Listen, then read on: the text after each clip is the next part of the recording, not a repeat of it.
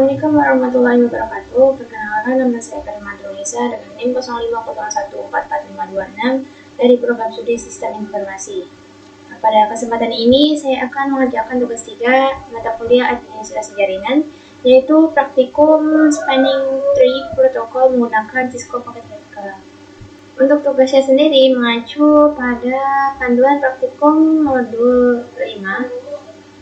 Yang pertama yaitu membuat topologi dengan 2 PC kemudian 4 switch. Oke, kita langsung saja ke Cisco. Pertama di sini saya akan menambahkan 2 PC, kemudian 4 switch.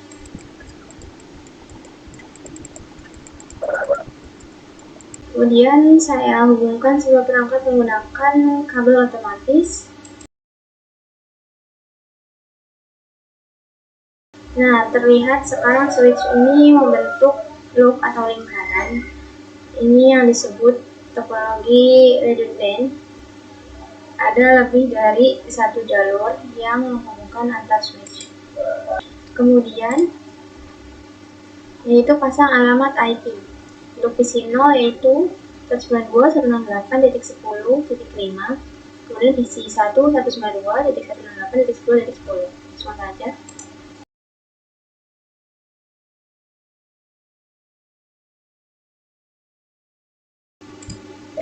Oke, setelah itu lanjut ke langkah keempat.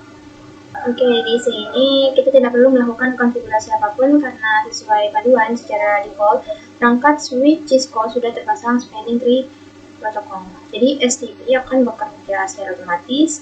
Topologi loop yang tadi kita buat akan diputus secara otomatis oleh STP dengan cara memilih salah satu port dan menjadikannya berstatus blocking.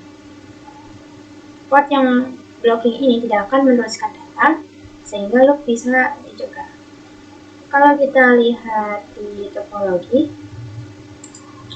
jika warnanya tetap orange, maka dia berarti berstatus blocking.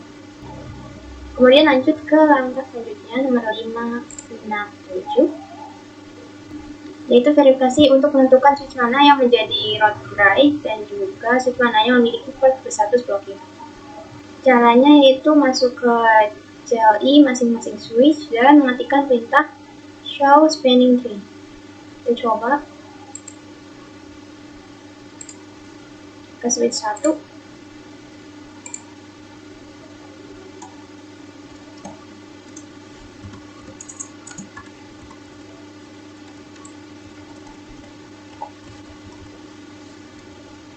Oke, di sini lihat ada dua bagian pentingnya, yaitu ada root ID dan juga bright ID. Kemudian kita bandingkan nilai priority dan MAC address dari root dan juga bright. Nah, di sini terlihat perbedaan dari MAC address dari masing-masing. Maka artinya switch 1 ini bukan root bright. Sekarang kita cek ke switch 3.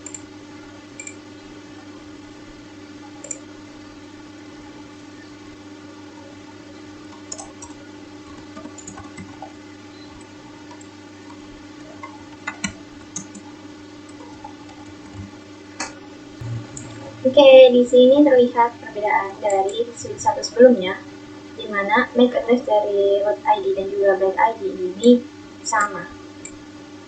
Artinya, switch 3 ini merupakan root bright di percobaan praktikum kali ini. Di praktikum saya, untuk root brightnya itu berada pada switch 3. Bisa saja di switch 1, switch 2, atau switch lain. Karena di switch 3 itu memiliki MAC address rendah sehingga dia terpilih sebagai root bright. Oke, kemudian langkah yang ke-7 yaitu mencari port yang berstatus blocking dengan menggunakan ETA spanning tree. Oke, kita cek. Nah, di sini karena sudah terlihat warna oranye, kita langsung cek aja ke switch 2.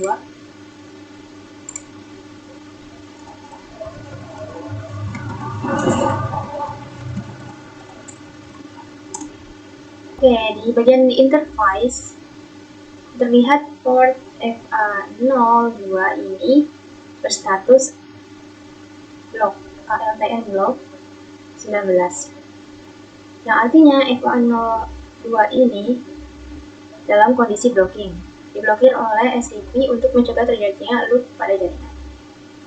Kemudian lanjut ke langkah ke-8, 9. Di langkah 8 dijelaskan bahwa dalam kondisi normal, lalu lintas data dari PC 0 ke PC 1 melewati jalur tertentu. Karena di percobaan saya, port blocking ada di FA02 milik switch 2, maka jalur normalnya menghindari port tersebut. Jadi jalur aktif percobaan saya itu dari PC 0 ke switch 1, switch 3, switch 0, kemudian ke PC 1. Kemudian di langkah 9 di sini kita buktikan koneksinya menggunakan perintah ping ke PC 0, kemudian kita ping ke PC 1. Pin negatif ini agar ping berjalan terus-menerus, tidak berhenti otomatis.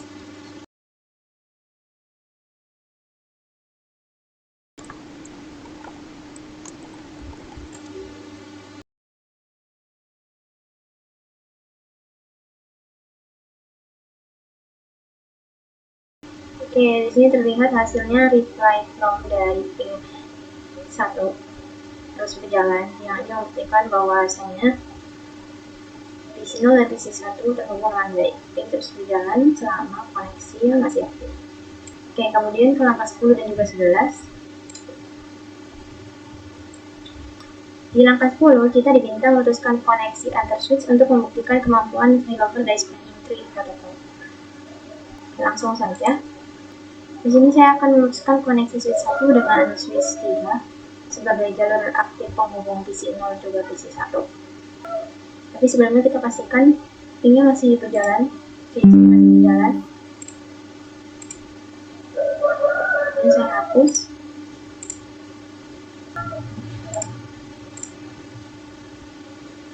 Lihat di sini pingnya langsung menunjukkan request time on beberapa kali. Karena jalur utama terputus dan STP sedang bekerja, STP membutuhkan beberapa detik untuk mendeteksi perubahan topologi dan mengaktifkan jalur cadangan.